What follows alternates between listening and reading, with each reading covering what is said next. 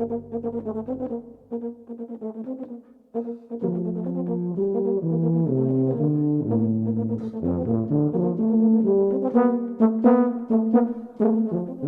to the Brass Junkies, a podcast from the Pedal Note Media Podcast Network featuring interviews with the world's greatest brass players by two thoroughly average ones, Lance LaDuke and myself, Andrew Hitz. Today's episode features Associate Principal Trombone of the New York Philharmonic, Colin Williams.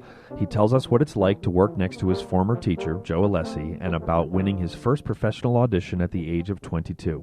He also talks about the serious injury that forced him to stop playing for months and how he was able to overcome it to not only play again, but to eventually win the job with the New York Philharmonic. He tells us all about it next.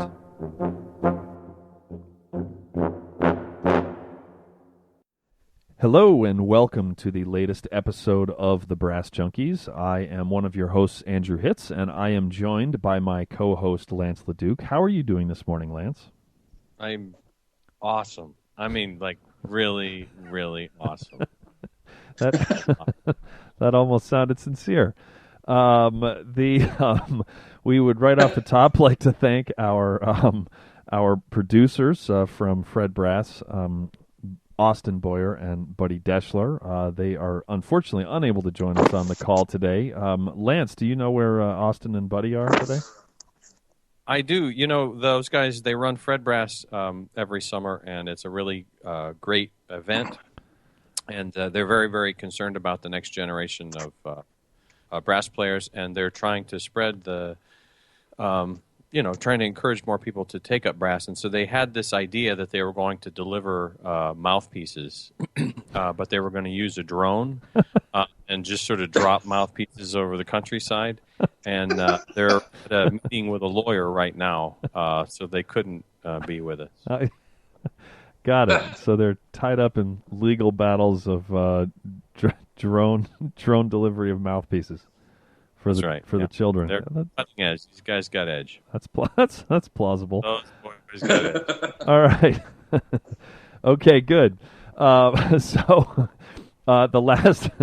the last announcement before we get on to our guest today is if you could take a moment to go to the iTunes store and leave us a rating, and if you had a second, leave us a review. A bunch of you have already done that. We're very appreciative because that helps other people to find our little podcast here. So thank you very much, and thank you to our Patreon patrons. We've got we just got an additional Patreon patron. A huge thank you to all those folks. We've got something special coming up for you. So if you are one of those folks, thank you, and stay tuned. We're going to be in touch very soon. And if you want to find out about this super special thing, you got to sign up at Patreon. And Patreon, for those of you who don't know, is people who support us with, we were adding up all of the costs for the year of the web hosting and the podcast hosting and the and everything else, and it's quite a bit of money, and we obviously don't charge anything for the podcast, so if you would like to give a small donation per episode through Patreon, then you can go to pedalnotemedia.com and click on Support the Shows. And for those of you who have already done that, we very much appreciate that. So without further ado, we did not ask our famous trombone-playing guest to come on the line to listen to us make announcements. Well, I guess we did, but then we're also going to ask him some stuff as well. So I actually have known our guest since we were in high school together playing in a youth orchestra. And he has my orchestral career kind of tapped out there, and he's ended up in the New York Philharmonic. So, but I'm sure that he's still considered. Be a lesson, children. Yeah, exactly. I'm sure that the highlight of his career was still playing with me and Gypso. But I'll let him tell you that. It is our guest today is Colin Williams, the associate principal of the New York Philharmonic Trombone Section and the newest tenured member of the New York Philharmonic. So congratulations, and how are you this morning, Colin? I'm doing great. It's actually funny that you're telling a story about that Mahler 2 that we played together in Gypso. I actually have a very specific memory of you from the concert for that thing. Uh-oh. Yeah. So He wasn't wearing pants. It was actually awesome. So I'm like a sophomore in high school or something like that, and I'm all freaked out because they asked me to play with the big boys in the senior orchestra because they needed that extra trombone part. So I'm sitting there on third trombone, and I'm just like, oh my gosh, this is like the coolest thing ever. I'd never heard Mahler before, and it was one of these things where it's like, wow, this is just ridiculous. So there's a big passage in the last movement. He's like da da dee da da dee da da, big low brass moment. Everyone's playing out as much as they can. As the build-up is going on in the concert, Andy leans over. He's like, all right, boys, here we go. Get ready. And I'm like, oh, my God, this is it. This is like the coolest thing that's ever happened. It's about to happen right now. And I have no idea what it sounded like, but I do remember being super excited about it. So there you go. You actually have like a very legit part of like one of the reasons I went into music was because of discovering Mahler 2 from that performance. I always think about that actually whenever I tell people when I went into music, or why I went into music. It came from Mahler 2. Yeah, that was and when we played together. That was truly an incredible what an incredible night that was. My goodness. Yeah, that was the principal trombone. What? Andrew was like, wait for it, and then he went for you to have him pull your finger. Yeah. But that was back then probably that very plausibly could have happened. Yeah, that I won't rule that out. Yeah, I won't rule that out. So, yeah, the principal trombone in the orchestra that year was Jared Vermette, who's been the principal in the Hong Kong Philharmonic for a long time. So, yeah, it was David Gordon, who's the principal trumpet in the Seattle Symphony, was in the trumpet section. That was a heck of a band that we had there.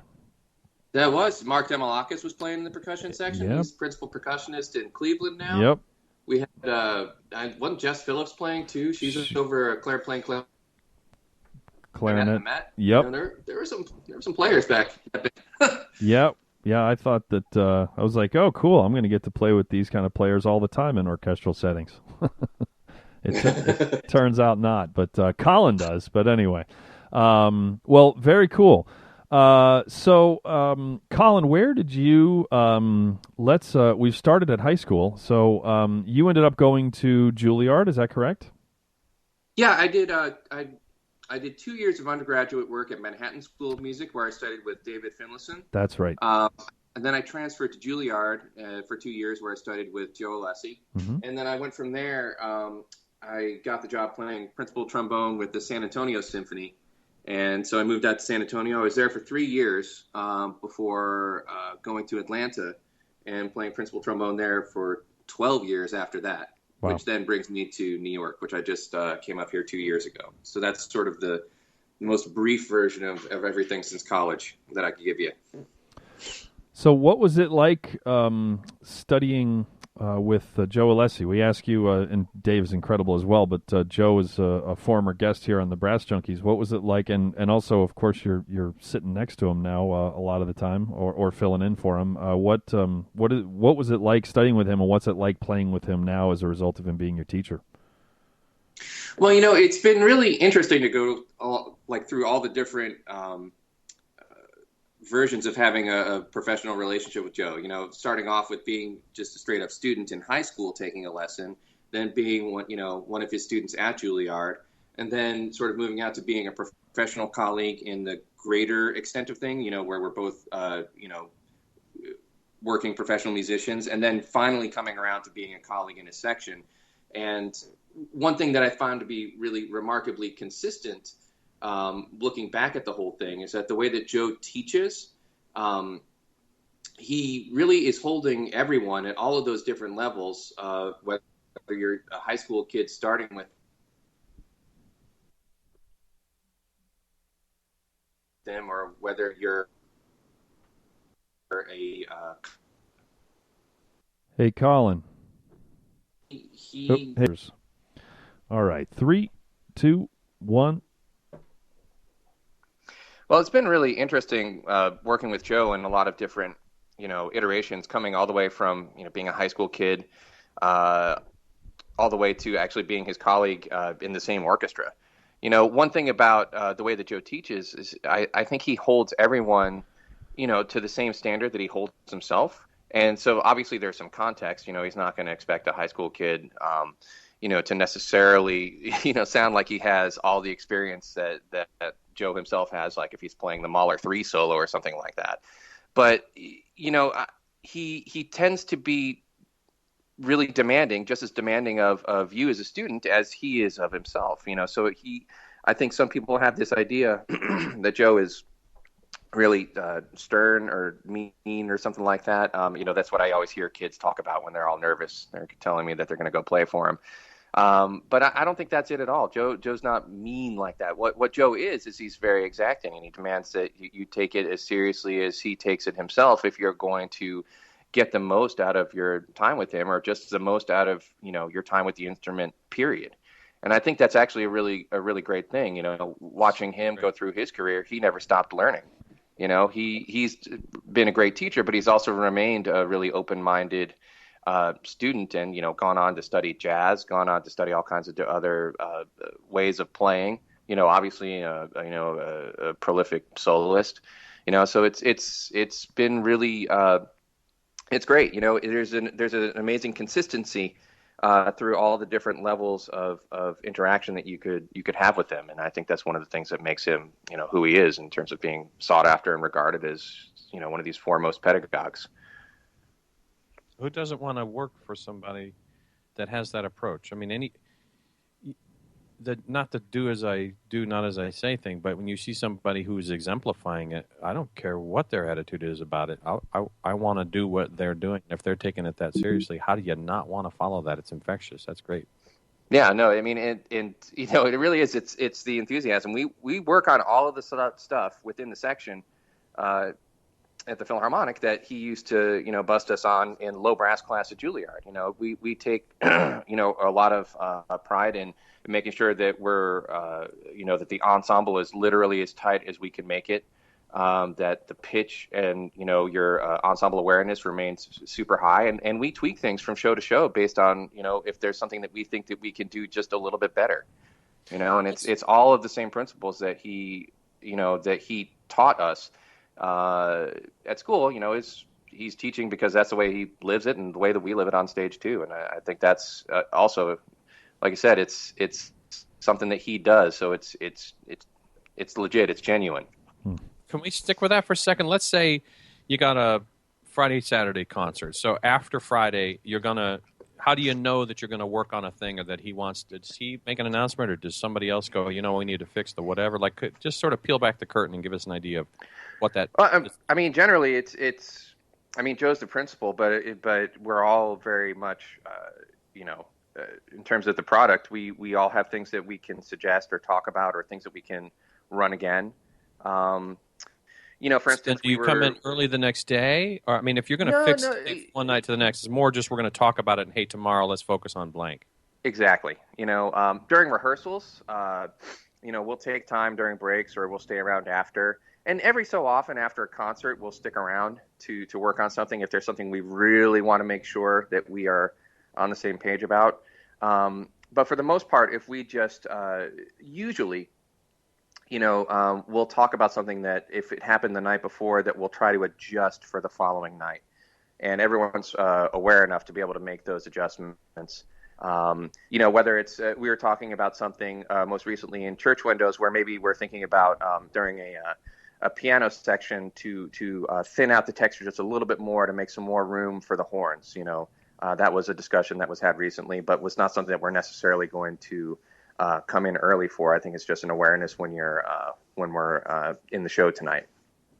Now, you've played in, I don't know, dozens of sections, and it sounds like the things that you're doing now are cool and special, and I don't know if they're unique, but what, other than what you just said, in what other ways is participation in this section different than it was in Atlanta or San Antonio, or as a student, or in any other circumstance? What are the things that are different? Either better, or I don't mean better or worse. I just mean this is the state of the art as far as most people think. And so, what is it that you folks are doing that is different than those other sections that you've experienced?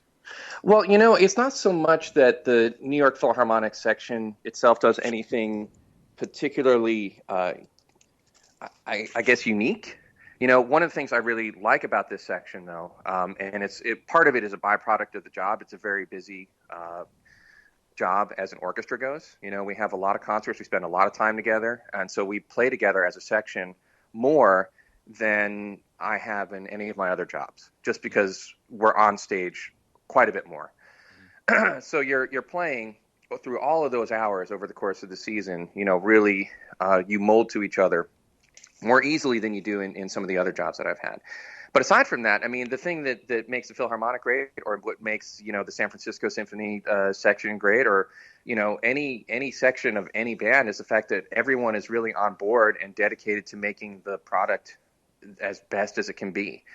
And to me, the most successful sections I've been a part of have been when people are really truly interested, and that applies to they go home and they take care of their craft and they remain curious about what happens off stage, in the orchestra also. You go out and you keep your chops together, you stay curious, you stay a great artist in genres that are maybe not necessarily just playing on stage. It takes all of those skills. I think it takes to being a complete musician, and that the enthusiasm that you derive from being a complete musician, to be able to come back on stage and have a really great section. Otherwise, everyone won't have the tools to be able to participate on the same level, and those are the sort of kind of situations that you hear about from time to time that can be frustrating. I really like the way you describe the stay curious part. Can you explain what you mean by that and the things that you're curious about? Well, in terms of staying curious, I mean, it's really easy, I think, when you're, if you're in a really busy part of the year or something like that, or you've been playing a job for a while, or whatever your routine is, you stop going out and listening to things. You stop going, on iTunes and buying a random CD of something. You stop listening to other genres of music. There's always something to learn. I mean, I know I'm guilty probably. I generally only listen about as far afield as jazz when I have the free time. I'm actually kind of dumb on the pop music front, but there are times that I actually like the older stuff, and so, I mean, it's been really interesting, with the recent passing of David Bowie and how much his music has been played again, just listening to some of those tunes and just, realizing how much great music there is outside of our, world of performing, instrumental music in bands and orchestras, and that there's a lot of lessons about phrasing and performance and that kind of thing that you can take from everywhere. So I think staying curious means keep listening. You never know where you're going to get an idea on how to do something, and where some weird roundabout way you can bring something you've heard back to your job and to improve your ideas and the tools that you have as an artist. Dave, I don't know if you read Greg Sandow. He wrote an interesting piece yesterday, the day before, about David Bowie's passing and how those in the orchestral world or the quote-unquote serious music world, I think, not to put words in his mouth, we do ourselves a disservice when we ignore big cultural phenomena like that. And how hard would it be for one of the major orchestras or many of the major orchestras to either acknowledge it, it doesn't even have to be on stage, but to release a press thing, or you talk about what you just said, and to hear from the members of the orchestra, and that here's this major musical figure, and it doesn't happen to be in the same domain, but oh, by the way, Philip Glass wrote 2 symphonies based on David Bowie music. So you don't have to program a thing. You could, but we kind of put ourselves in this silo where we're not paying any attention. We're not going to comment on or have anything to do with anything on the pop side. And I think what you just said is really important. And if we're not aware of what's going on across the spectrum, then we're going to end up writing ourselves out of the equation. That's just the I think it's a tough balance, and you have to know your market. There can be sometimes in an orchestra or a situation where you maybe have more limited time or limited number of concerts, if there's someone who wants to really concentrate on, all of the ensemble skills that it takes to play something like, Daphnis really well, if you stack that on with a Pops Week, that becomes very difficult to sort of keep all of it together within an ensemble. That's actually one thing. This is a little bit of a left turn from what you just said, but one thing I think that students these days don't realize when they start working in the orchestral world or the performing world these days is that you have to start learning how to be really nimble to go between these various styles. There were a lot of times in Atlanta where we had a pop series where you'd be playing basically like a big band show, or some huge artist would come through. We'd do a show with Trey Anastasio, and then the next Andrew, have you ever heard day, of him? Yeah. I am. I'm familiar with his work. And actually, you played this exact show, I think, Andrew. Didn't you play with National when he came through? I did. Yes. Yeah. Yep. And so you could do that, and then you could literally the next day turn around and play Mahler 6. And quite frankly, because the disciplines, you're making a different sound. It's a different way of listening to the ensemble, who you listen to. It can be really hard to keep your chops together and to keep your ensemble awareness in the right place to do all of that stuff at the same time. And so I think students who are better versed at multiple styles are going to have a lot easier time keeping everything together in what it takes to be a modern performer in 99% of orchestras out there. Yeah, and the big key to that is the same thing that you shared in terms of staying curious, which is listening. You have to listen to the various forms of pop music or jazz or whatever. They're each a language, and the articulations and note lengths and weights and ends of notes and all of that are different for all of those different genres, and you can study them out of a textbook until you're blue in the face, but if you haven't heard a lot of it, then there's really no chance of it coming out of your trombone bell correctly. Absolutely. Yeah. I was actually going to completely forget to ask you about playing that show with Trey, so thank you for reminding me, since I'd like to spend the rest of the hour on that. Is that okay, Lance? You mean day? Yeah. What was that? I'm sure the audience was a little rambunctious compared to your typical Atlanta Symphony concert. So what was that like? For those of you who don't know, Trey is the guitarist for the band Fish that I've seen like 180 times in person. And all of my sisters, by the way, are huge Fish fans as well. No kidding. So they're like just as dedicated as you are. That's actually, awesome. Which is a rare thing.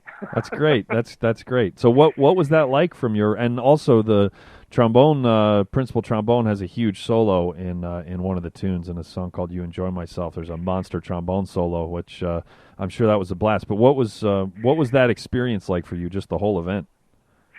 Well, I mean, just to be totally straight with you here, my experience was talking to everyone about it for when I was on the road with New York as a sub. So I didn't actually get a chance to do that show, But one of the reasons I brought it up is because I talked to so many people about that show and how great it was, and right. how, and yeah, the crowd, they said, was it was hilarious, Right. It was a totally different crowd, but everyone loved it, that I spoke to, who Great. was in the orchestra. Great time.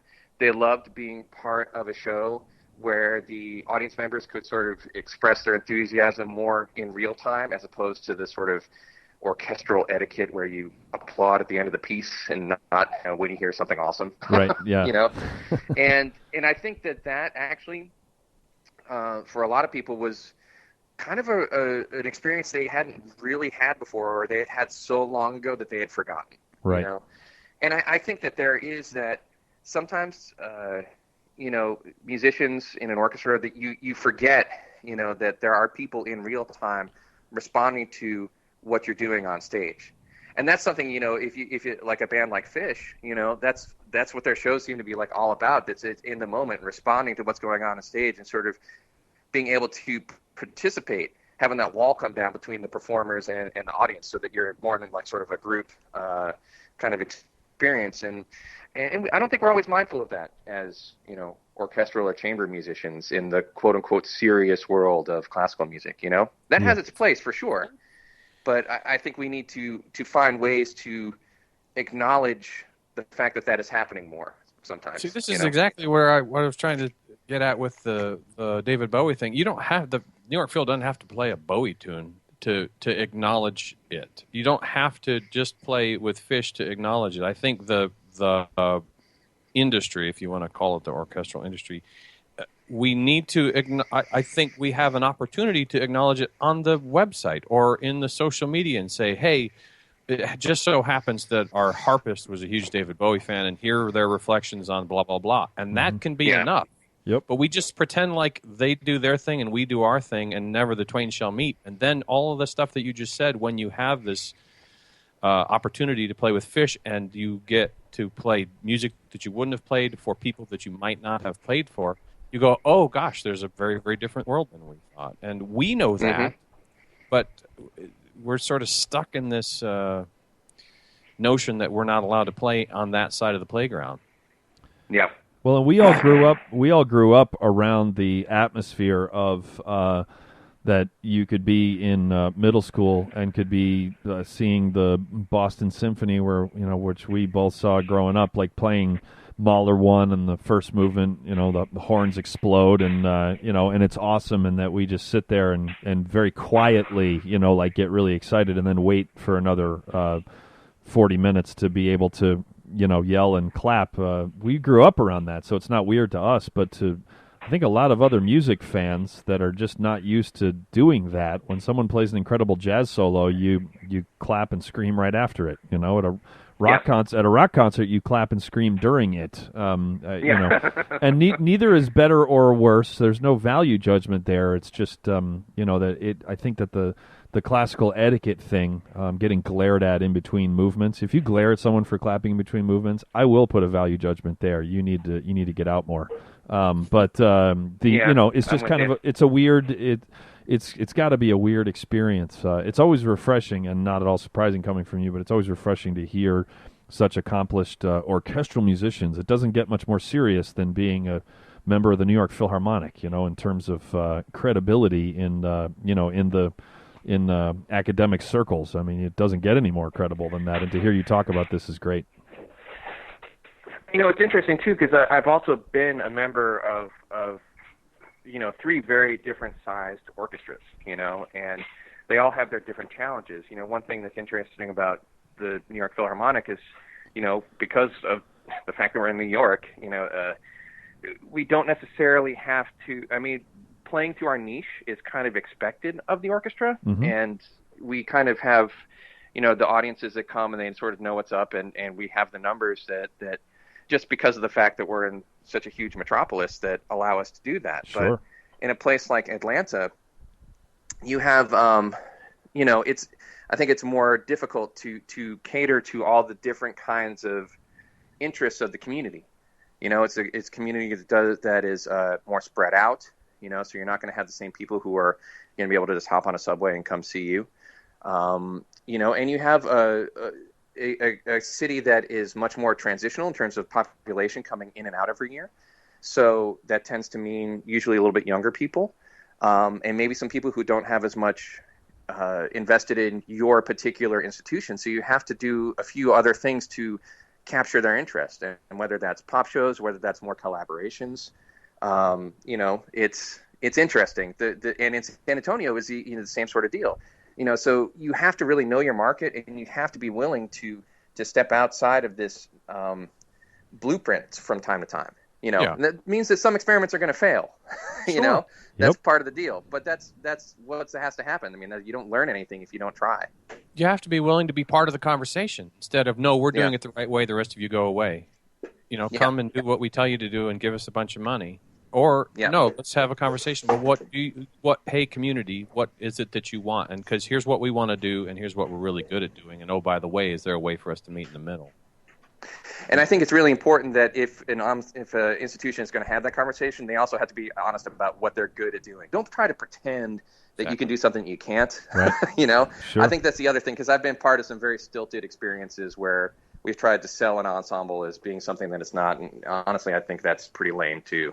Everyone comes away feeling bad from that. Oh, you're exactly right. Yep. That's exactly If right. you're not genuine, then anybody's going to see through that pretty quickly. Yeah, So, absolutely. not too long ago, the Atlanta Symphony, and you had just left, I believe, at this point. Correct me on the timeline if I'm wrong, but went through some pretty tough labor negotiations, and I remember that you were quite vocal about the whole process in support of them, etc., on Facebook, and I didn't know if you would be comfortable commenting just on that. And there was a happy ending to everything, but it got a little, to say the least, got a little contentious there for a while. Well, yeah, I mean, with Atlanta, there were two lockouts. There was one in 2012 and then one in 2014. I was on the negotiating committee for the one in 2012 and actually was the spokesperson, one of two spokespeople really for the committee, but I ended up doing a lot of interviews and television and blah, blah, blah, all that stuff. Mm-hmm. And then in 2014, gosh, was that already? I guess I had just started in New York, so but I was still very much connected to the scene and was pretty vocal on Facebook about things in support of the institution and of the players, of course. So I'm sorry, what were you going to say? No, I was just going to say if you could just kind of comment on, I mean, you can comment on that, on their situation specifically if you'd like, or just kind of where the industry is headed in general. Ooh, boy, we could be here all day. No, I know that's kind of a huge topic. I think this is probably the best way to go about doing that or talking about it in something that resembles a succinct timeline. One thing that really broke down in Atlanta was that there ceased to be any real communication between the players, the staff, and the board. And in any institution, if you all of a sudden, to get into using the word from before, the siloing of the constituencies within the institution, if that happens in something as large and unwieldy as an orchestra of the size of Atlanta, where you're talking about multiple millions of dollars of a budget every year, the institution gets into real danger because there's no sense of shared mission. So talking about doing experiments or trying to figure out what your community's needs are, there's no way to really marshal everyone's expertise to figure out what that even is. You end up as a player feeling like you're getting these fiats from management telling you to do all these things that you don't believe in. Management could look at it and feel like the players are being intransigent. They're not willing to work on their ideas. As a board person, you could just wonder why everyone is messing everything up and not respecting the fact that you've given money to the institution. And the whole thing kind of falls apart.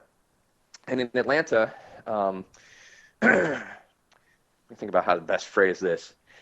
I would say that there was not effective or appropriate leadership at that particular junction in the institution's history to face all the particular challenges that the institution had at the time with the financial shock of 2008 and what that did to audience spending habits and to endowment returns and all that kind of thing. Since then, one thing that's been amazing for Atlanta is that they had someone come on board named Terry Neal, who was a former CEO of Coca-Cola, I believe. And he came in and he, as a great leader, recognized that was going on and got literally everyone on board. So he got a new management team that was talking to the players committee, got the board more involved with everyone. And when I talk to people there in Atlanta now, the turnaround in just a couple years blows my mind. And it just goes to show you that, an orchestra it's kind of like the really delicate snowflake. It doesn't take very much to turn the environment to something that will destroy it, Right. And so you've got to be really vigilant on no matter what part of the orchestra you're in to make sure that the communication is always open, that everyone really knows what's going on, that there's institutional transparency. Because otherwise, if you don't have all of that stuff set up, it's impossible to even talk about what the mission is because everyone's just afraid of putting food on the table in the future. So never mind all of these lofty things that we've been talking about earlier, it devolves into just worrying about, your paycheck. And that's just no way to be an artist. Well, Sure. I can see why you were a spokesman. That was incredibly articulate for being put on the spot. So, and you play trombone. And You were articulate. I know, and that's the thing, man. Yeah. It's a trombone You're a player unicorn. too. You were articulate on on an ultimate scale, but on the trombone scale, that was like PhD level right there. So. Hey, this is Lance. We'll get you right back to the interview in just a minute. I wanted to, first of all, thank you all for listening. You've been wonderful. We've got hundreds of you that are listening to every episode, and that's just great. It's very rewarding to Andrew and me. And we wanted to let you know that if you're interested in helping us cover the costs associated with recording and uploading and storing these podcasts, there's a quick and easy way for you to do that, and that's through a site called Patreon, Patreon. And at Patreon, if you sign up through that site, you can pick a dollar amount, $1, $3, $5, $10, however much you want. And every time we upload an episode, your account will be deducted for that amount. And you can set an upper limit per month or per year so that if we end up uploading additional content, that you won't be charged more than wherever you set that limit. You also will get access to some free downloads and behind the scenes things that Andrew and I are working on in preparing for future episodes. So if you're interested in helping out, we'd love to have you help you. Thank you very much for listening. Spread the word. Visit pedalnotemedia.com, click on the donate button, and we look forward to hearing from you soon. And now back to your regularly scheduled podcast, already in progress. PhD level right there. So.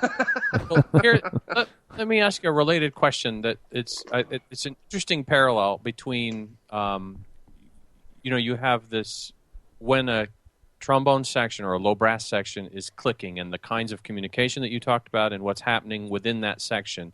What are we'll take it away from any sort of specific person. If you were looking for the ideal orchestral model in terms of top to bottom, from the CEO down to the whoever you put at the other end of that scale, what's that look like? I mean, when it's working well, like your section is, how is it working at the orchestral level, at the quote unquote company level? Well, the biggest thing that I found that gets everyone to have sort of institutional buy-in is transparency. I mean, there's always certain things within the management, of a huge institution that you're not going to necessarily want literally everyone to know, but you've got to be really straight about what's happening at any given point in the institution's finances.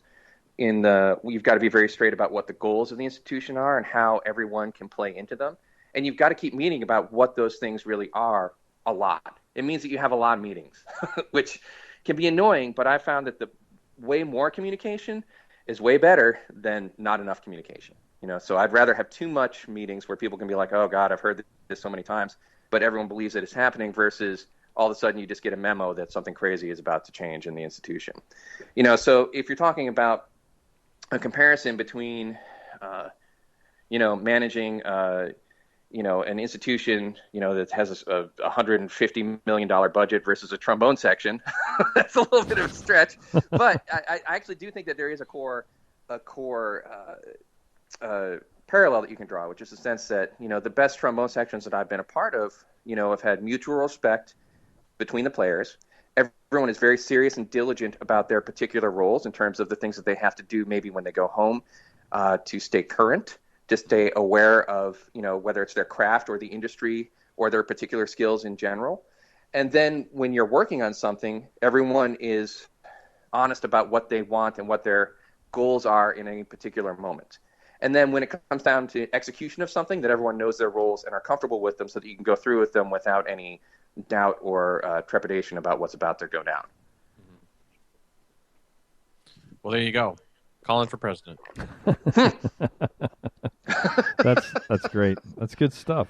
I love the communication and transparency. That's important if you are in a brass quintet, if you're in a huge orchestra, if you're in a Fortune 100 company. I think that the most successful, and also the people who are happiest to work there, whether it's the board or management or musicians or second trumpet in a brass quintet, it's all about communication and transparency. So absolutely, it helps in marriages too.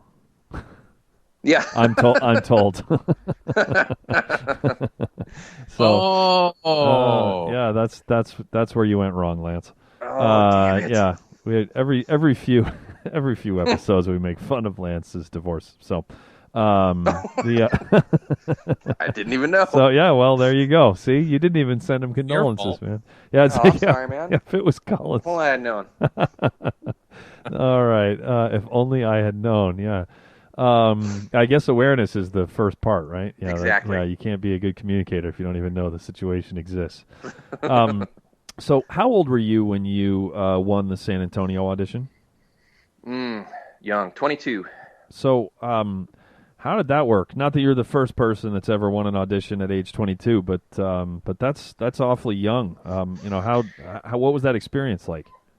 Honestly, I had no idea what I was doing. I mean, all of a sudden I went from, playing a little brass class to like trying to play, Shostakovich 5 or something, followed by like a pop show. I mean, I had some experience with that stuff, but not very much. And really trying to learn how to play within the ensemble, who to listen to, how to navigate the strange social animal that an orchestra is, where you have people as young as 22 and people as old as 70-something all sharing the stage. And how do you, as a young person, who's in a leadership position, how do you, quote unquote, lead while still paying the proper deference and respect to your colleagues who have had much more experience than you?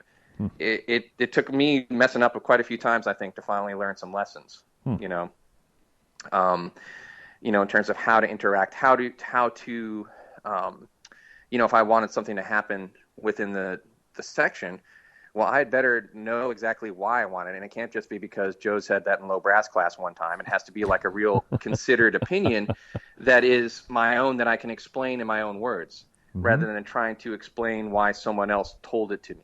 Right. And that basically means that you need to have more than just an understanding of the surface of what it is that you're trying to accomplish when you ask your section to do something, and be able to justify it or defend it. And then also be willing to compromise, especially if you're a young person in the section, to the traditions and the experiences of your older members, Yeah, that's How about that? yeah, it's complicated, huh? It's like, you'd think it's like, while you're 22, it's going to be, the challenge would be the playing, and not that you're saying it wasn't, but there's a lot of stuff that, and that's why a lot of careers don't really take off. Chamber music, my goodness, Lance, have you ever heard of a single chamber group that was achieving any success at all that broke up because of musical reasons?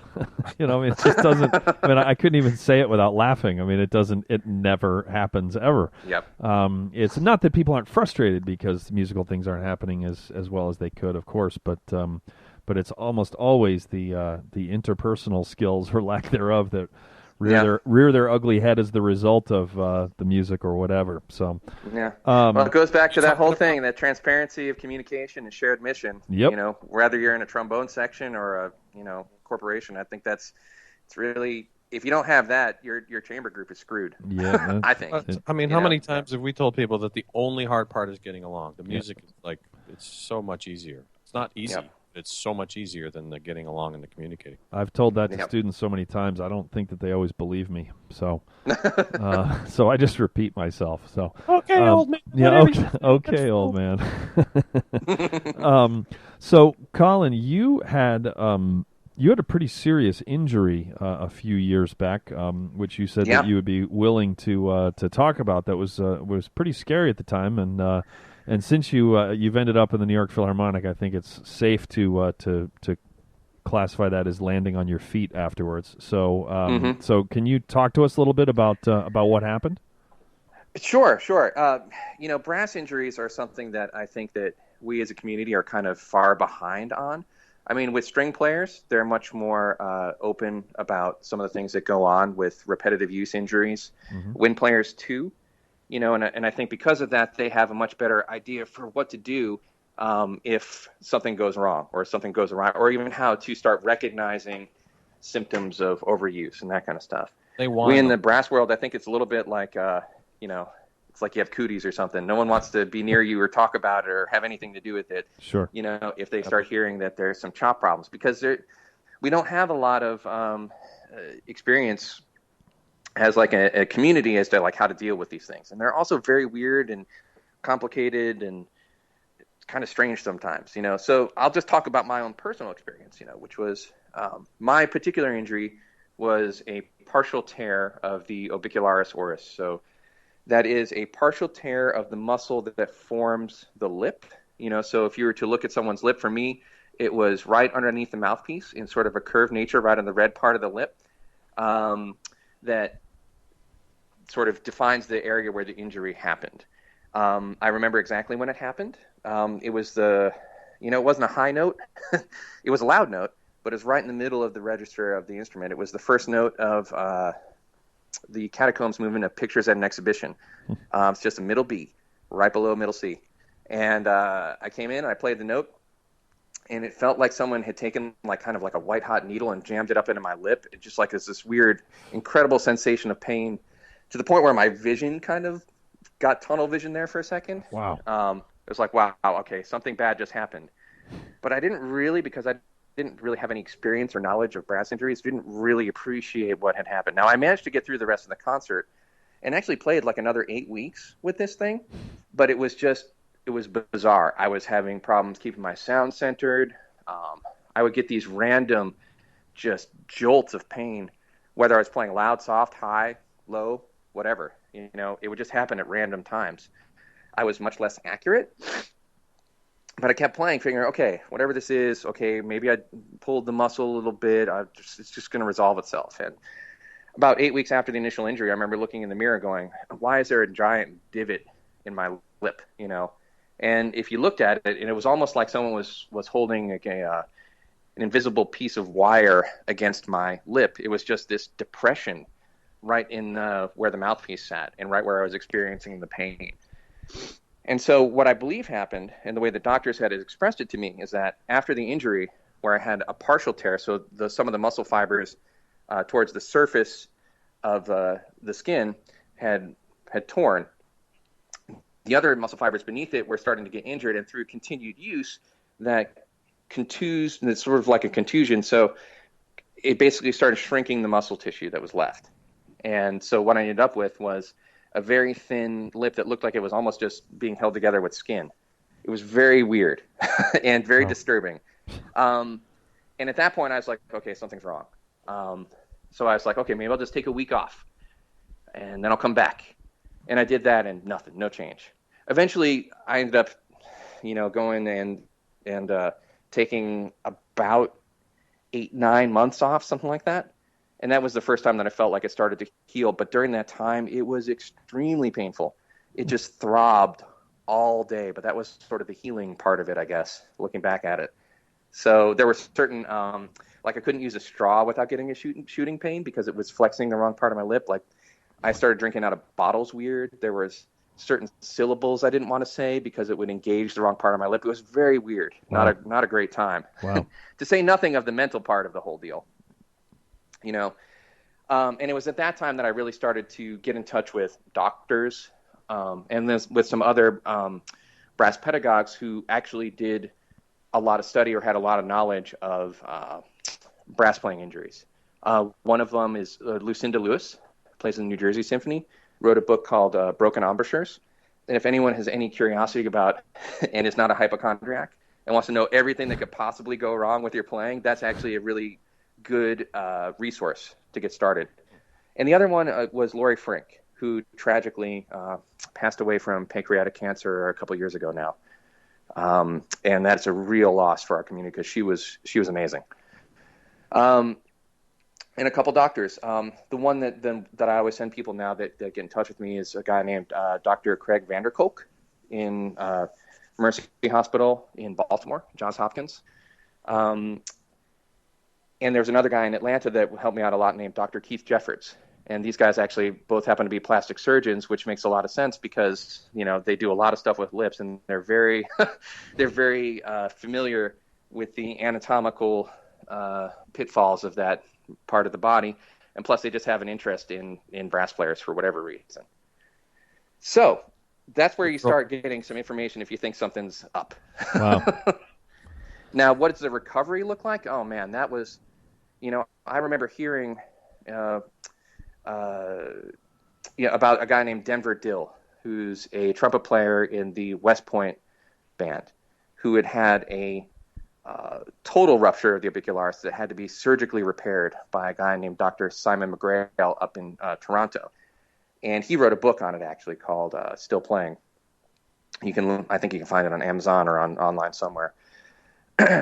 So looking at him and then looking at some other random sources online, I was like, wow, it seems like everyone talks about the fact that it's 5 years until they feel totally normal again, even if they're playing a couple years back where people don't really know that they're not feeling good. And quite frankly, I fell right on that timeline. About 4 years in is when the Philharmonic audition happened, and when I finally felt like I could start taking auditions again. But before that, it was going back to basics in a way that I hadn't done since I probably started the trombone. What is it like to form an embouchure? How do I go from a free buzz to a mouthpiece buzz to bending a note on the instrument to playing a note on the instrument? What is the aperture of the embouchure even feel like? How am I perceiving it? Am I doing anything weird when I breathe? And actually, I kind of was. I was sort of pulling up my lip whenever I would take a breath right in the injured area, just because, it's just like when people have a knee injury, they start limping or doing other weird things to compensate. You do that with your chops, And so I've developed like a whole methodology to try to keep track of, from this point forward, if I was doing anything unhealthy with just extraneous things like breathing. Was I developing any unhealthy kinds of embouchure tendencies when I was playing? And I had to keep track of all of that stuff, especially those first couple of years where everything just felt like horrible all the time. Wow, what a phenomenal story. I knew that you had gone through it, and I knew that you'd come out the other side, obviously, but I didn't realize the 5-year timeline. It's incredible. It's hard to even fathom. It's a little crazy. I was back and I was performing well. I would say like 3 years after, I felt like really I was at the point where most people couldn't tell, but I didn't have the endurance to do a recital. I certainly couldn't work up an audition. I was much more prone to fatigue, and when I did get fatigued, it was much harder for me to recover. So I had to really manage my practice and performing much more carefully than I would have in the past. But I would say that, even 5 years, I'm resilient enough to be able to, play with Joe and David and George. That's and to me, if I can do that, then I feel like I'm doing okay, because those guys, both on the loud and soft side of the instrument, I mean, it's incredibly soft, it's incredibly loud, it's everything in between, and to be able to participate with that, to me, says I've got enough control back that I can't really say that I'm injured per se anymore. We've had, I don't know how many guests now, 25, 30 guests, whatever it is, and the notion of someone having an injury not this severe or some sort of setback, let's just say, has come up multiple times. And I want to ask you a question. Yours is by far the most dramatic story and severe. And the question is, did you consider hanging it up? And if so and or not, I mean, obviously didn't. So what was that process like, and what kept you coming back? Why didn't you give up? Well, when I was taking all those months off, and I kept going back to the doctor every 4 weeks, and he kept saying that it wasn't really healing the way that he wanted, just take more time.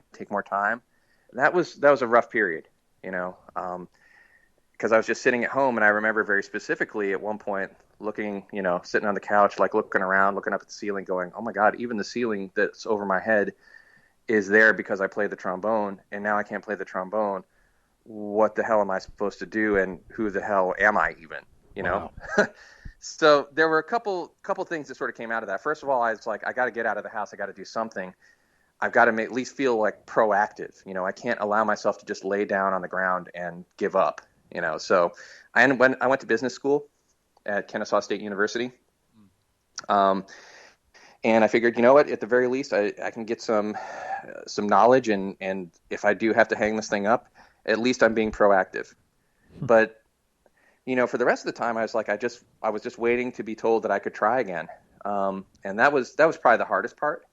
Mm-hmm. And then picking up the trombone and trying to put it back together. Whoa, that was a rough couple months, I have to say, because everything I remembered how to do was gone, in the sense that I mean, even the physical muscle structure had changed. So my muscle memory was attached to muscle that wasn't there anymore. So I had to kind of relearn. So crazy. What kept me coming back?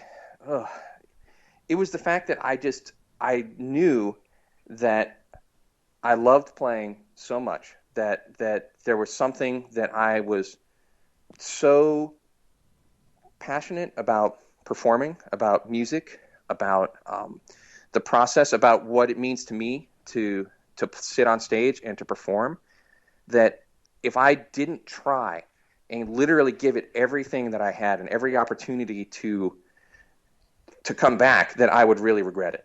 You know, that I could never just walk away from it without literally trying everything that I could to make it back, you know?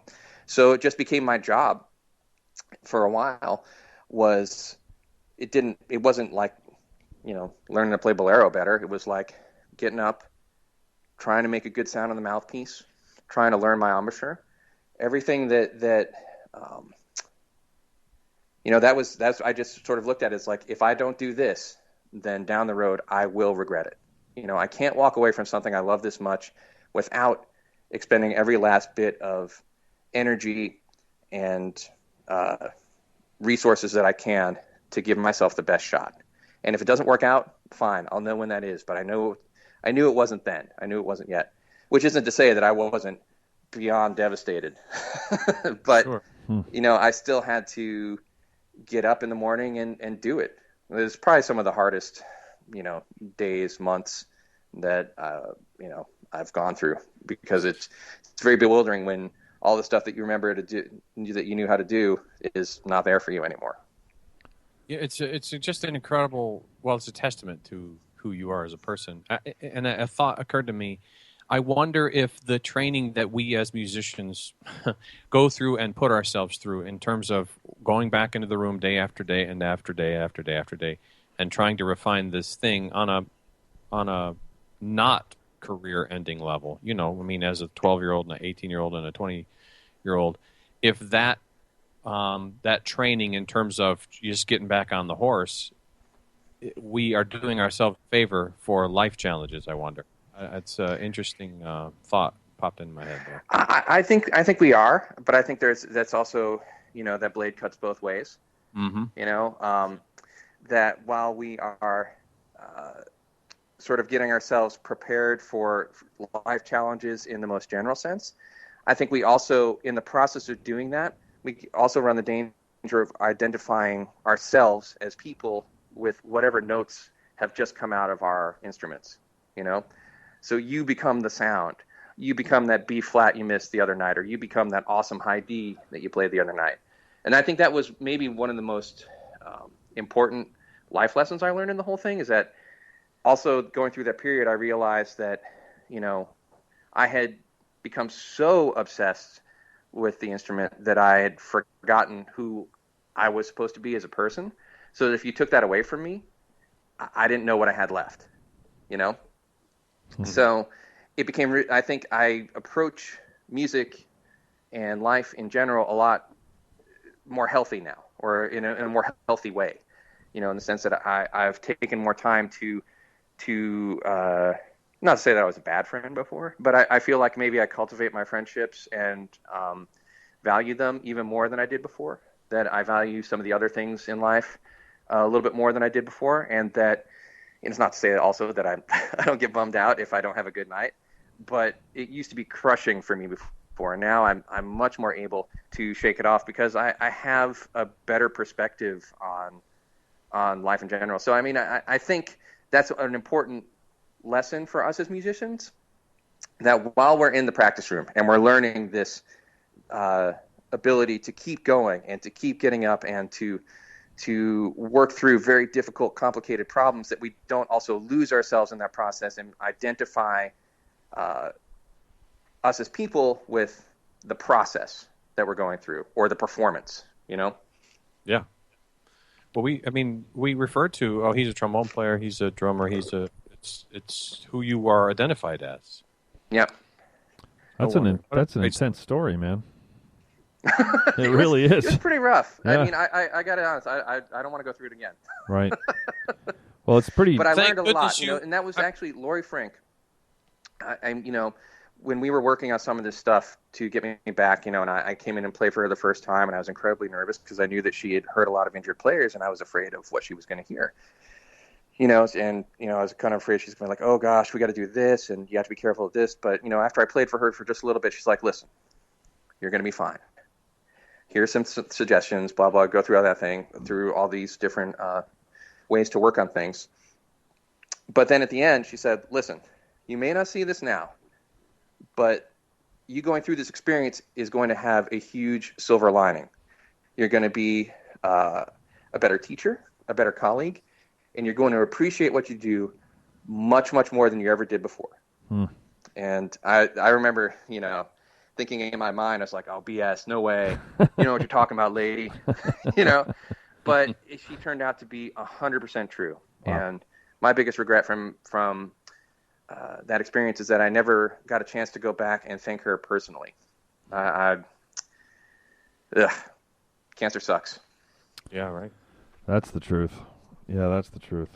Wow. Well, I think I speak on behalf of everyone just to say thank you for being willing to share that story. I think a lot of people would, for no reason at all, and I would pass no judgment if you were embarrassed by it, but, because I've never walked half of a foot in your shoes, let alone a mile, but, that you're not embarrassed by the story, and, it's not necessarily manly to admit that you had an injury.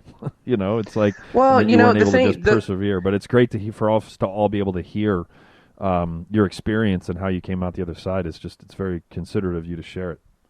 Well, one thing I've learned since I'm more openly, a lot of people have gotten in touch with me over the years. This is something that is much more widespread within the brass community than I think that people want to acknowledge. Right. So the only way any of that's going to change is that if, when you're having something funky, that you're aware of it, and then people are aware of what injuries are and how you can recover from them, because it is possible to recover, but you've got to be smart about how to do it, and you got to be patient. Right. And for anyone else who wants another story that I think is also, really go find Denver Dill's book, because it talks about his personal experience and the number of parallels. I remember when I was reading it, I was like, wow, this is amazing. This I can really relate to everything he's saying. So if someone wants another resource for just, say you're having something, you're afraid you're injured or you are injured, and you want to just sort of read someone else who had a story where they've really recovered well and has been very open about it, just remember the name Denver Dill. That's great. We'll link to it in the show notes as well. We can link to that book. Well, for those of you who have not, normally now I would ask you to give Jens advice on his chop problems, our dear friend Jens Lindemann. But like after that serious story, that just seems like it would be a little bit awkward. For those of you who don't know, who haven't listened to the episode way back, like episode 5 or something like that, with which is just me and Lance talking about the podcast and stuff. Jens used to join Boston Brass every Christmas time when we would expand to big band, and an email would go out to all of the personnel saying, like what whoever was filling in the band around the country. And Jens every year would reply all to the list, and he would claim that he had accidentally hit reply all. He thought he was hitting just reply, which he was just being a joker. And he would say, hey, Phil, sorry, I heard about your chop problems. I just want you to know that I'm here for you, etc. So he was just busting balls, basically. So we return the favor by every podcast guest we ask to comment on Jens's chop problems, which he's not having any, and to give him advice, etc. And I guess in lieu of asking you to give him advice, I will share that our Lance and my partner in the brass recording project and former guest here on the Brass Junkies, Kevin Gibo, got married over Christmas, and that was the first time that I was face to face with Jens since we have asked the likes of Marty Hackelman and Carol Jansch and Joe Alessi to give him advice on his chop problems, and he just looked at me and he just started shaking his head. So it was very, and he said some words that we won't put on the air because we would have to change our iTunes rating to explicit. So, it was very funny. So. But after hearing that, it just wasn't going to feel right to segue right into that. So, what a story, man. That's really, it's like, there's a lot of cliches coming to my mind just in terms of just pushing through and like, but not as a knucklehead, like not just physically pushing through, just like the emotional part of pushing through and just the perseverance and that's reminding me of a lot of those posters that have those inspirational sayings with like sunsets or like kittens or rainbows. Like the kitten hanging off of the wire. Exactly. Like just keep hanging on. Yeah, exactly. I mean, it's like, but it's true. It's like you're living proof of that, which is pretty remarkable. And the fact that you decided, this reminds me of David Federle, who's recently retired tuba player from the Baltimore Symphony. There's a parallel there, is that he got into a really bad car accident. I don't know if it was 5, 6, 10, maybe even more years ago. The years are starting to fly by. And he had a really horrible back injury to the point where he didn't know if he was ever going to be able to play the tuba again, even at his house, let alone in the Baltimore Symphony. And so what did he do? He started the Baltimore Brass Company, which is still a going, very successful instrument store and repair shop, and they do a lot of online sales. And similar to you, which he's not wired where he could just sit at home and be sad or mad or whatever about how he was not doing what he loved. He did something about it, just like you went to business school. So there's something to be said for resiliency. So Lance, we're out of time. Is there anything that I have forgotten? I don't think so. Is there anywhere that we can find you online, or if somebody wanted to reach out via social media or a website, anything you want to promote? Probably just the easiest thing is just find me on Facebook. I'm actually one of these lame people that doesn't really have a professional webpage or anything like that at this point. You got a gig, man. You don't need to got the rest of that covered. You're busy making art with a white bow tie on, man. You ain't got That's time right, for websites. The white bow tie really makes it classy. It does class up it can class up a low brass tails, section. man. I hate wearing tails so much. Listen to that. See, he's had controversy. He's had tenure for like 5 days, and he's like, okay, the dress sucks. Yeah, like yeah. I can't work in these conditions. I am an artist. I hate the rest of my section. Yeah. Joe still thinks he's my teacher. Yeah, exactly. Let's get it all out, man. Let's get it all out. That's right. Well, this has been a real pleasure, Colin. It's been great hearing your story, and again, all joking aside, congratulations on tenure with the New York Philharmonic. That's really exciting stuff, and it couldn't happen to a nicer guy. Well, thank you, guys. This has been a lot of fun. Cool, and that will do it for another episode of the Brass Junkies.